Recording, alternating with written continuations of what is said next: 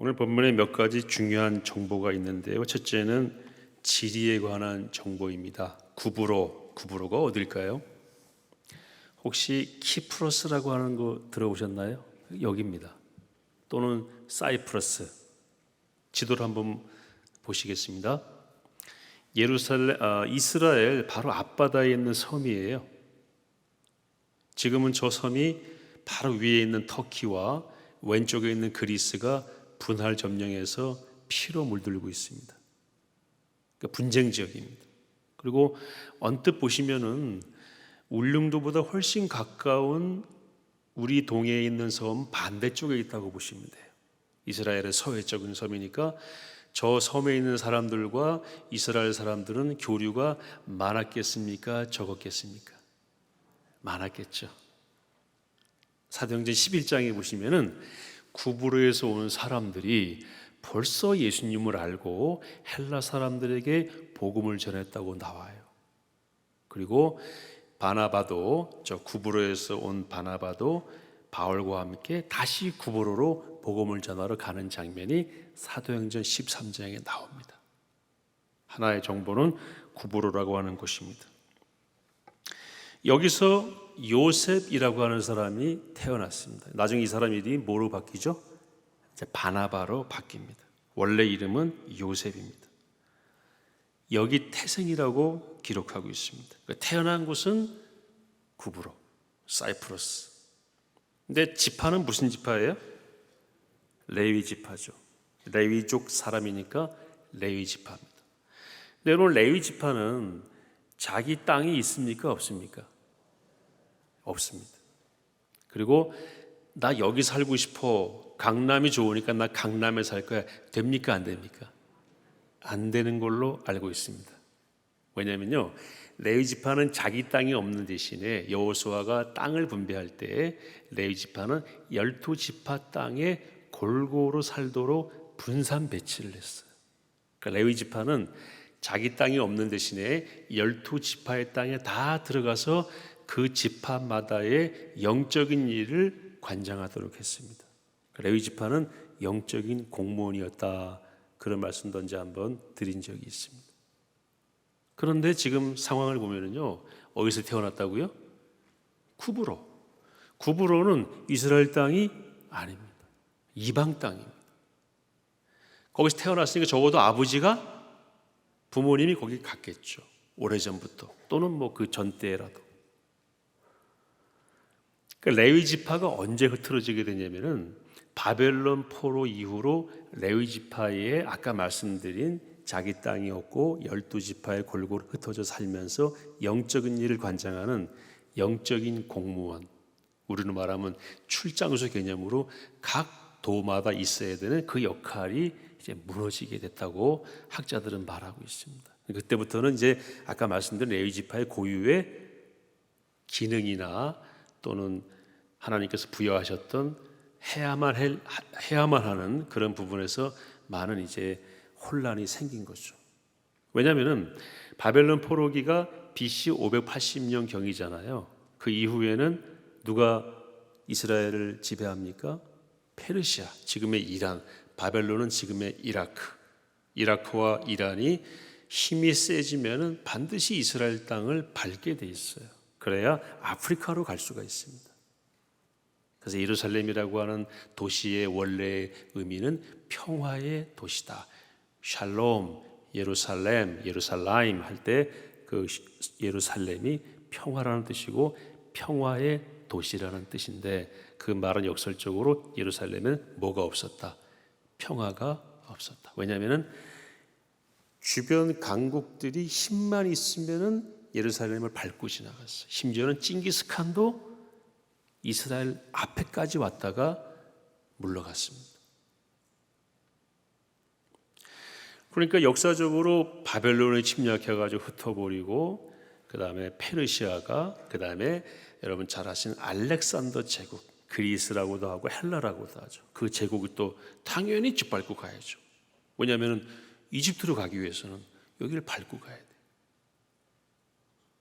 그리고 로마 제국, 지금은 로마 제국이 지배할 때이지만 한 600년 동안 강국들이 와서 밟고 갔기 때문에 이스라엘은 거의 와해된 상태여서 레위족이었지만 아까 말씀드린 그런 견고한 그런 삶의 자리가 이미 흩어진 상태다. 제가 이 본문을 보고 고민했던 부분을 지금 함께 나누는 겁니다. 왜 레위 지파가 여기 있지? 그리고 레위 지파가 왜 땅을 가지고 있지? 레위 지파는 자기 땅이 있습니까? 없습니까? 없잖아요. 자기 땅이 있잖아요. 요셉은. 거기에 대한 궁금증을 이제 여러분에게 한번 소개해 드렸습니다.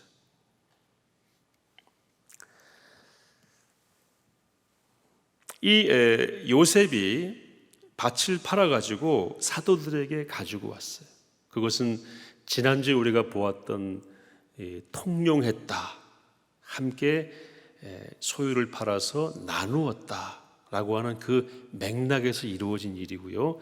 이런 일이 계속해서 흥왕케 되어서 6장에 가서는 어떤 일이 일어납니까? 사도들이 그 가지고 온 예물들을 받아서 나누고 구제하고 통용하는 일을 다 감당할 수가 없어서 누구를 세웁니까? 7 집사를 세우는 일이 6장에 나오니까 그 사이에 이제 이런 일이 있었던 거예요. 통용하는 일을 위해서 요셉이 자기 소유를 팔아서 내놓은 겁니다. 자, 지난주에 말씀드렸죠? 왜 내놨다고 그랬습니까? 잊어버리셨네요. 말씀드렸잖아요. 물 한 잔도 우리는 안 나눠 마셔요. 제가 훈련 받을 때 행군을 하는데 그렇게 배가 고프더라고요. 근데 제 주머니에 초코파이가 하나 있었어요. 그 초코파이를 다 꺼내가지고 뜯어서 혼자 먹는데 옆에 사람 볼까봐 굉장히 조심스럽게 먹었습니다. 왜냐하면 보면은 또 줘야 되잖아요.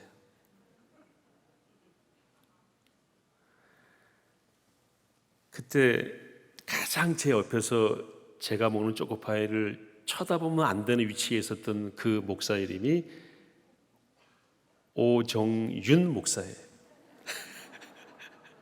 근데 공교롭게도 그저께 전화가 왔어요. 한 10년 만에. 저 대구 동산 의료원에 원목으로 있습니다. 딱 전화 받는데 그 초코파이 먹었던 생각이 나더라고요. 얼마나 창피합니까? 그러니까 떡이 모자라는 이유도 제가 말씀드렸잖아요. 북한의 냉장고가 보급되는 숫자를 보고 중산층 숫자를 알 수 있대. 냉장고가 들어가면은 그만큼 중산층이 늘어난 거다. 그래서 그 얘기를 하는 분이 그 얘기 들었어요. 그 얘기 듣고 보니까 굉장히 좋은 아이디어인데 냉장고를 많이 보급하면 좋겠다, 북한에. 그러면 다들 어떻게 합니까? 배급받은 거를 쟁여놓겠죠. 쟁여놓는다는 말은 물론 강원도 사투리입니다만은 그러면 이제 자본이 형성이 되는 거예요. 그 자본주의가 거기서 이제 자리를 잡게 되는 겁니다. 우스갯말로 그런 얘기를 한 적이 있습니다. 인간은 그렇습니다. 그러니까 왜 통용했다고 그랬습니까? 성령이 충만하니까 자기의 것을 자기 것에 주장하지 않고 팔아서 내놔서 통용하는 일이 있었다. 거기서 커뮤니즘이 나왔다고, 공산주의가 나왔다고 말씀을 드렸고, 사람들은 그 성령에 의존하지 않고 껍데기만 흉내내려고 하다가 비극을 만들어냈다 말씀을 드렸어요. 그런데 지금까지는 성령의 역사로 요셉도 자기 밭을 팔아서 내놓은 겁니다. 또 한 사람의 이야기가 나오죠. 누굽니까? 아나니아입니다.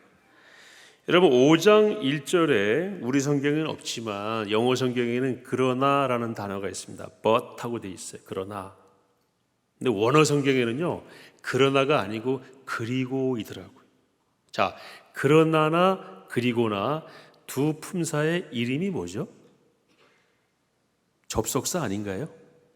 접속사는 문장과 문장을 이어주는 거고요, 관계가 있다는 걸 의미합니다. 비교하거나 대조하거나 강조하는 의미가 있죠. 그러니까 여러분 이 5라고 하는 5장을 표시하는 5자에 신경 쓰지 마시고 지금 요셉의 이야기와 아나니아의 이야기는 서로 연결된 것이고 둘을 성경은 지금 뭐 하려고 그러는구나, 비교하려고 그러는 거구나, 이렇게 보시면 맞아요. 다시 좀 풀어 설명하면 요셉의 이야기가 여기 있다, 그리고 아나니아 이야기도 여기 있다라고 비교하고 대조하는 겁니다. 이 아나니아도 그 아내 삽비라와 함께 이제 자기 밭을 팔아요. 똑같습니다. 그리고 그 밭 파는 거를 삽비라도 알고 있다. 부부가 다 똑같이 알고 있다고 성경은 기록하고 있고요. 그리고 감춘 것도 알고 있어요. 감춰놓고 일부만을 가지고 와서 다 가져왔다고 뭐 한 겁니까? 거짓말을 한 겁니다. 이게 문제가 된 거예요. 이 일로 인해서 이제 아나니아는 그 자리에서 죽게 되고, 자기 남편이 어떻게 죽었는지 모르고 3시간 뒤에 삽비라가 와서 똑같은 거짓말을 하다가 또 죽게 되고. 여러분, 초대교회에 이런 엄청난 일이 발생했습니다. 만약에 우리 교회에서 이런 일이 있다고 그러면 정말, 성경은 뭐라고 되어 있냐면요, 사람들이 크게 이 일로 인해서 두려워했다고 기록이 되어 있어요. 엄청 두렵겠죠. 그리고 당장 9시 뉴스에 크게 나오겠죠. 이 사건의 교훈 2가지를 함께 나누고 싶습니다. 첫째는 성령 충만의 곁에는 사탄이 있다. 꼭 기억하시기 바랍니다. 오늘 증거가 있죠. 4절에 보시면 어찌하여 사탄이 내 마음에 가득하여, 이렇게 베드로가 책망합니다. 누구한테요? 아나니아한테. 지금 성령 충만해가지고 자기 것을 자기 것이라 여기지 않고 내놨어요. 물 한 방울도, 초코파이 한 조각도 나눠 먹을 수 없는 우리의 인간 본성이 성령이 들어오셔가지고 완전히 바꾼 거예요. 성령이 지배하는 교회가 된 거죠. 유무상통하는 교회, 그야말로 이상적인 공산주의가 이루어지는 교회가 됐는데, 거기에 누가 함께 한다는 것입니까? 사탄이 함께 한다는 겁니다. 여러분, 잊지 마셔야 될 것은 성령 충만한 곳에는 누가 있다고요? 사탄도 함께 있다는 걸 기억하셔야 됩니다. 성경에 나오잖아요. 어찌하여 사탄이 내 마음에 어떻게 해요? 가득해서. 굳이 표현하면 성령에 충만하면 누구도 충만합니까? 사탄도 기를 쓰고 해치려고 덤벼드는 거예요. 죄송한 표현이지만 나이트클럽에는 사탄이 충만하지 않아요. 기본적으로 거기는 성령이 역사하시지 않는 곳이기 때문에. 그러나 교회는 누가 따라옵니까? 사탄이 따라와 있어요. 여기 어디 와 있어요 지금. 여기 와 있을지도 몰라요. 그렇게 보는 게 맞습니다. 제가 어릴 때 교회 부흥회 굉장히 일주일 동안 부흥회 은혜 많이 받잖아요. 그러면 꼭 교회가 시험에 들어요. 누가 하는 한마디 말 때문에, 누가 한 헌신 때문에. 어떤 경우에는 부흥회 끝나고 강대상을 누가 바꾸겠다고 헌신을 했는데 그게 이분에게 이제 자기 믿음의 도량으로 한 게 아니기 때문에 본인이 헌신하고도 말을 자꾸 내는 거예요. 교회 강대상이 필요한 게 아니거든요. 그래서 교회가 시험에 드는 경우도 있고, 가정 안에 시험이 드는 경우도 있고, 그러자 기도원에 가서 뭐 금식 기도하거나 성경을 한번 통독하고 올 때에는요, 입을 싹 잠그고 들어옵니다. 왜냐하면 사탄이 기다리고 있어요, 문 앞에서. 누구의 모습으로? 가장 가까운 사람의 모습으로. 꼭 기억하셔야 됩니다. 제가 신혼 초에 아내하고 이제 부부싸움을 가끔 하게 됐는데, 사실은 많이 했죠. 근데 언제 주로 하는가, 제가 나중에 패턴을 보고 깜짝 놀랐어요. 금요일 날 시작해서 토요일 날 절정에 이르더라고요. 어디에 영향을 줍니까? 주일에 영향을 주는 거예요. 그래서 이거는 나와 아내의 문제가 아니구나. 그래서 그 다음부터 제 아내가 금요일 날 살살 이렇게 시작하면 제 마음속에 저건 우리 아내가 아니야. 우리 사람 이름이 이승혜거든요. 저건 저승혜야. 이승혜가 저럴 일 없지. 그때 제 가장 가까운 친구 중 하나가 야, 주현정이 죽었네 그러더라고요. 그 사탄의 말이. 그때 제가 지혜롭게 그 말을 잘 들었어야 되는데, 그렇지, 나 죽으면 안 되지 하고 또 살아났어요. 그러니까 또 뭐가 일어나는 겁니까? 사탄에게 또 이용당하는 거예요. 그때 그 친구가 한 말은 좋은 말이 아니었어요. 하나님이 우리 주변에 그런 사람 배치하는 이유는요, 다 나를 어떻게 하려고 배치하시는 겁니까? 다듬으시려고. 그 영적인 의미를 알고 그렇게 받아들여야지, 그렇지 않으면 사탄의 도구로 서로가 쓰임받게 될 수밖에 없는 거예요. 가장 가까운 곳에 가장 그럴듯한 모습으로 사탄은 와 있습니다. 사탄을 가장 많이 경험하는 장소가 어디겠어요?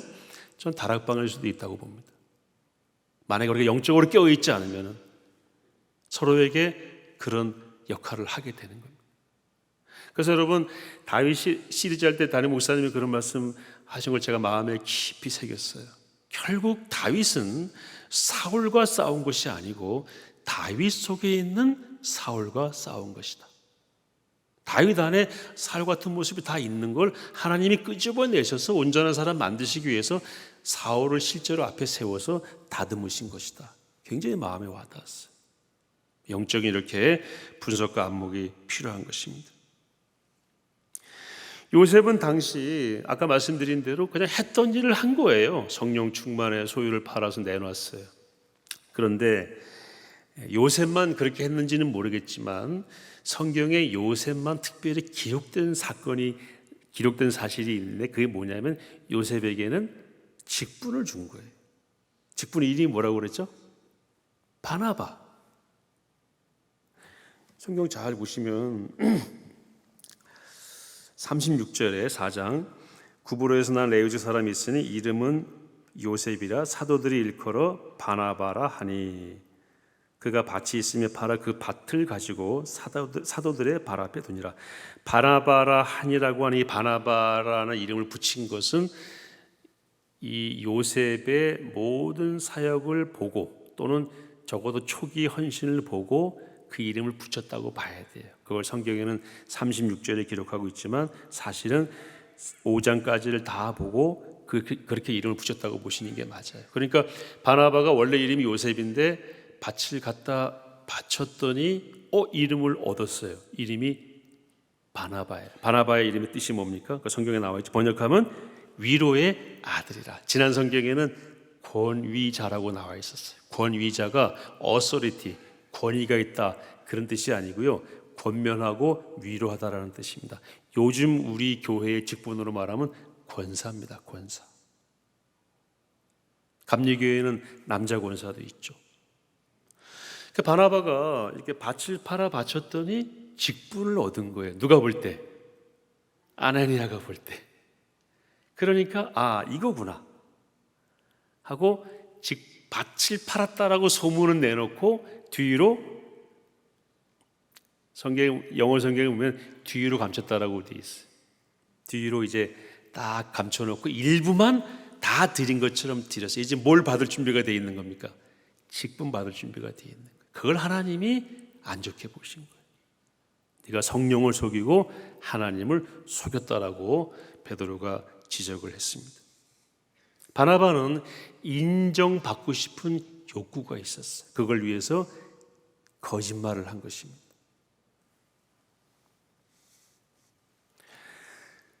전체적으로 봐서는요, 밭을 안 팔아도 되고 또 팔아도 다 안 바쳐도 돼요.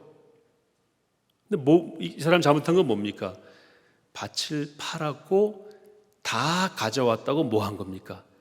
거짓말을 했고, 더 나아가서 그 거짓말하는 과정을 통해서 뭐 얻으려고 그랬어요? 직분을 얻으려고 그랬거나 적어도 그에 상응하는 인정을 받고 싶었다는 거예요. 이거는 하나님께서 용납하시지 않는 거예요. 여러분, 우리가 지난주에 봤습니다마는 사도들이 이런 일을 하게 된 것은 세 가지 원인이 있었다고 그랬죠. 근거가 있다고 그랬죠. 복음에 대한 확고한 그 확신이죠. 복음에 대한. 그 다음에 담대함과 일관성. 그런 것들이 열매를 만들어냈는데 바나바는 그런 거 없이 자기 생각으로, 더 분명하게 말하면 사탄의 역사로 그 복음의 확고함과 담대함과 일관성을 통해 얻게 될 그 열매를 얻으려고 그랬던 거예요. 성령이 떠나가신 겁니다. 이런 일을 가리켜서 갈라디아 3장 3절 이렇게 말씀하고 있어요. 성령으로 시작하였다가 육체로 마치겠느냐. 그래서 여러분, 성령 충만의 반대는요, 육체입니다.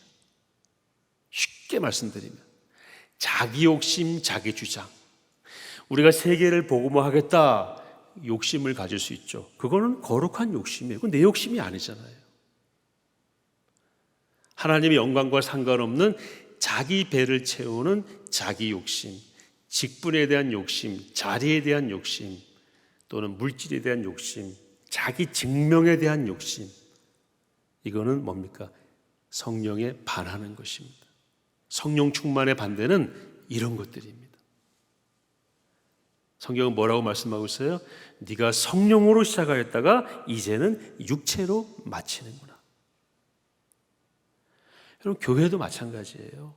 성령의 인도하심에 자기를 내려놓고 그 음성을 따라가는 교회는 계속 성령이 함께 하시는 교회가 되어서 그에 합당한 열매가 맺게 돼 있겠죠. 가정도 마찬가지입니다. 저는 우리 사회 돌아가는 거 다 마찬가지라고 봐요. 요즘 뉴스나 신문을 장식하는 게 뭡니까? 욕심이잖아요. 자기 진영의 욕심, 자기 지도자에 대한 욕심, 내가 좋아하는 사람을 지키고자 하는 욕심, 자기애, 잔인한 자기 욕심이죠. 여러분 잘 보세요. 여러분, 성경을 묵상하는 것과 신문과 뉴스를 보시는 것은 영적으로 저는 같다고 봐요. 그래서 칼 바르트라고 하는 신학자는 성경 읽고 반드시 신문을 봤다고 그랬어요. 한 손에는 성경, 한 손에는 신문. 왜? 성경에 나오는 말씀대로 뭐가 증명하고 있어요? 세상이 증명하고 있어요. 그걸 잘 보여주는 게 신문이에요. 자기 욕심, 잔인한 자기애, 완전한 육체, 성령 하나님이 인도하시면 완벽히 배제한 그 논리와 그 그룹들이 여러분 어떤 결과를 맞이하는지 한번 지켜보시기 바랍니다.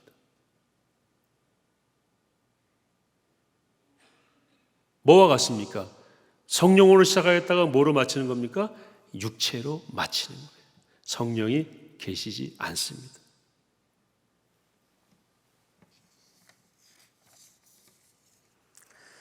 하나님 영광과 상관이 없는 자기의 배를 채우려고 하고 자기 이름을 드러내려고 하고 자기 주장, 자기 증명 조심해야 됩니다. 네가 멋진 대학 가고 우리 손주 손녀도 우리 권사님들, 집사님들, 자녀들 정말 교육도 잘 받으시고 안부를 여쭤볼 때마다 더 놀라운 소식을 주세요. 자기 배를 채우는 것이면 의미가 없습니다. 여러분. 권사님, 집사님들 자녀들을 놓고 손주 손녀를 놓고 그래서 뭐 하셔야 됩니까? 기도하셔야 됩니다. 성경에 나와 있어요. 빌립보서 2장 말씀 같이 한번 읽겠습니다. 18절 19절입니다. 시작.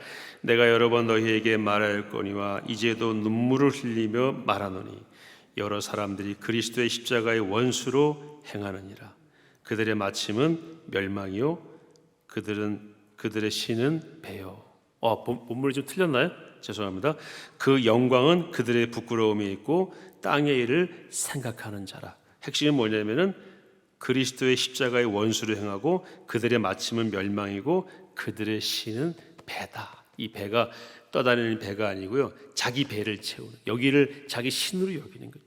네 것도 내 거고 내 것도 내 거고 모든 논리와 모든 열심은 나를 채우기 위해서. 이거는 뭐라고요? 사탄의 도구로 쓰임 받는 사람들의 특징입니다. 그 영광은 부끄러움이 있고 땅의 일을 생각한다. 아나니아가 그런 사람이었어요. 하나님이 떠나셨어요. 그래서 우리는 늘 조심하고 자신의 열심과 헌신이 무엇을 위한 것인지 돌아보셔야 돼요. 두 번째 교훈이 있습니다. 첫 번째 교훈은 뭐라고 그랬습니까? 성령이 충만한 곳에 모두 함께 있다고요? 사탄도 함께 따라온다.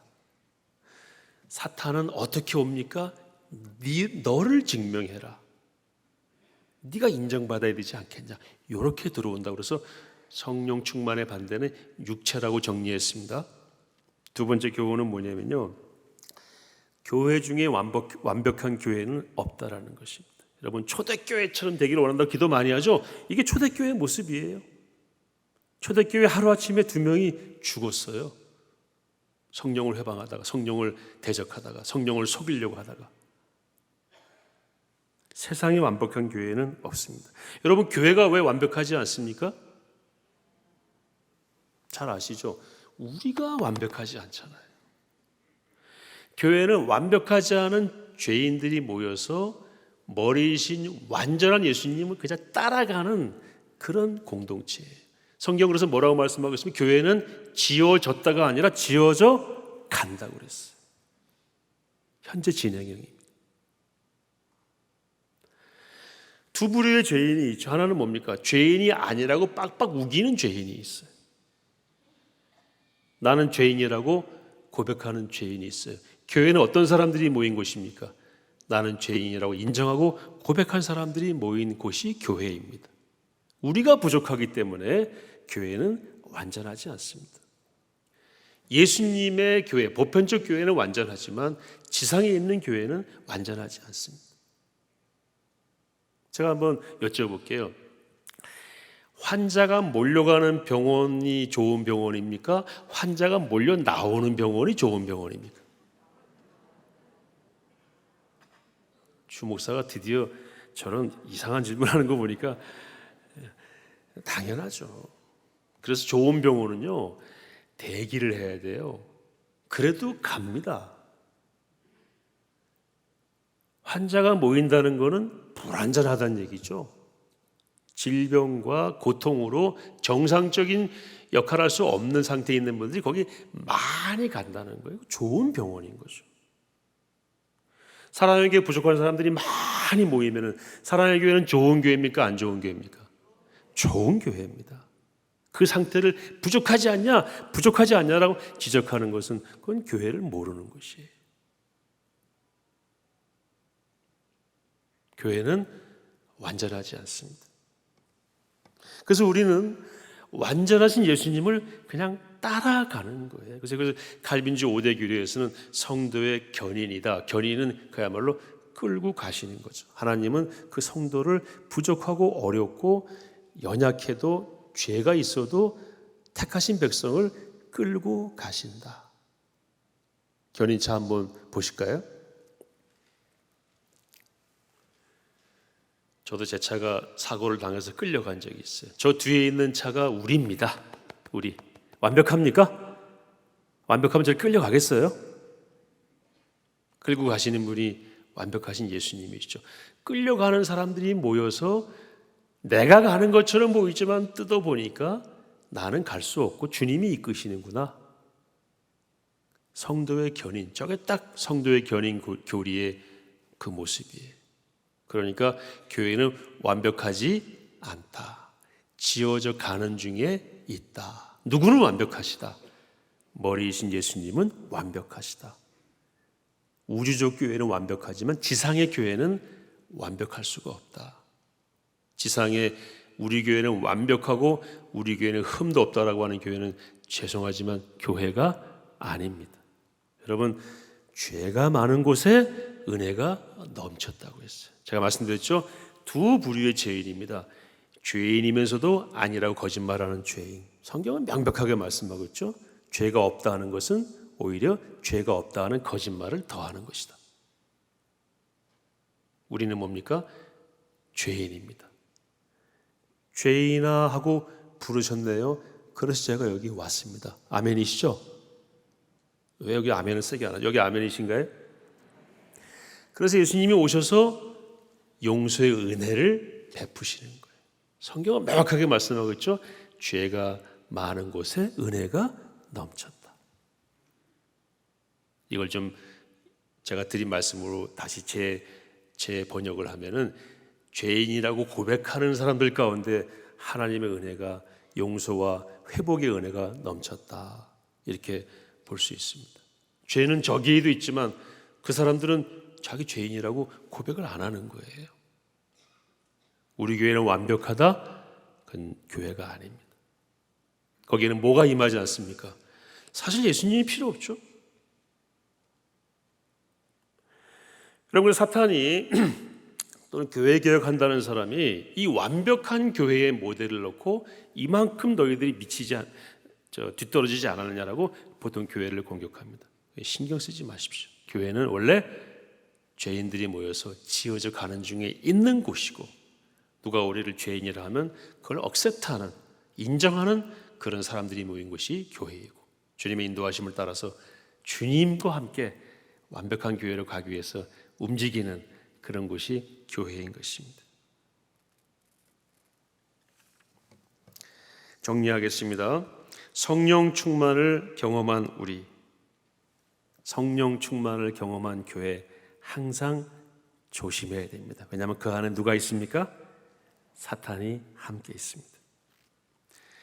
사탄이 역할을 하게 되는 그 통로가 있어요. 자기 주장, 자기 욕심, 육체, 이런 것들이 나올 때에 사탄은 우리를 멋지게 씁니다. 두 번째는요, 우리 공동체, 지상의 교회는 부족하고 죄인들이 모인 공동체이기 때문에 하나님이 우리를 이끄시는 중에 있어요. 견인되어 가는 자동차는 불안합니다. 제가 사고가 나서 제 차가 견인되는 것을 경험한 적이 있어요. 아무것도 할 수 없어요. 그러나 가만히 있으면 돼요. 누가 이끌기 때문에, 앞에 차가 이끌기 때문에.